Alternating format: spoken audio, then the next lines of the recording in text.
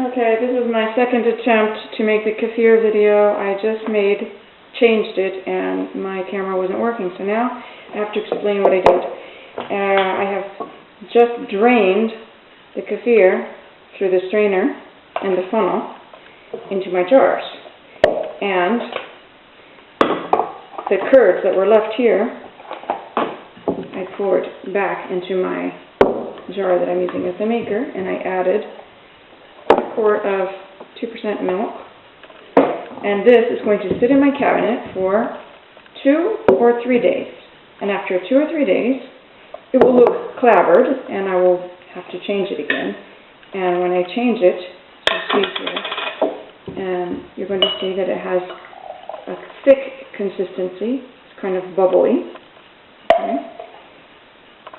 Actually, I didn't mix it very well, and some of it is thicker than this part is thicker. I should have mixed it more. You can see this is thicker. You need to stir the thick and the thin together to make it the right consistency. Okay. But here you have a thick probiotic drink. Okay.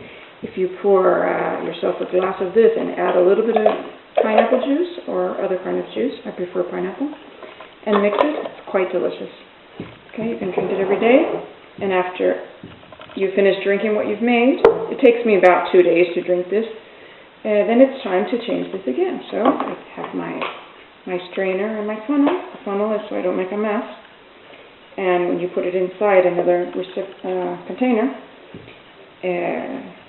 it will all go inside and not on the table. Okay. How do you get started with the kefir? You can start with, as I did, a dry kefir. Okay. And you make it come back to life by covering it with milk, leaving it covered in a cabinet for 24 hours. And then after 24 hours, drain off that first milk, because it's not going to be very good, and put more milk on it. I would start with a small batch until you get it going. Okay, like a small jar like this is good. And then that second milk that you put in, you can leave for 48 hours or even longer, maybe 3 days would be good the first time. If you see that it's gotten thickened, then you're making kefir, and then you can strain it, drink that. By the way, you have to store this in the refrigerator, and then add more milk to make more.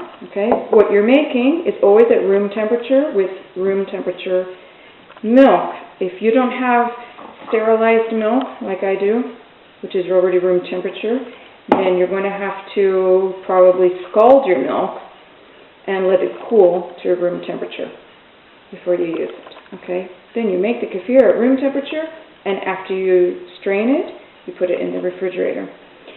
And they say that you're not supposed to use metal utensils with kefir. I don't know if there's really any basis for that or not, but just in case, I use plastic utensils, wooden utensils, and glass.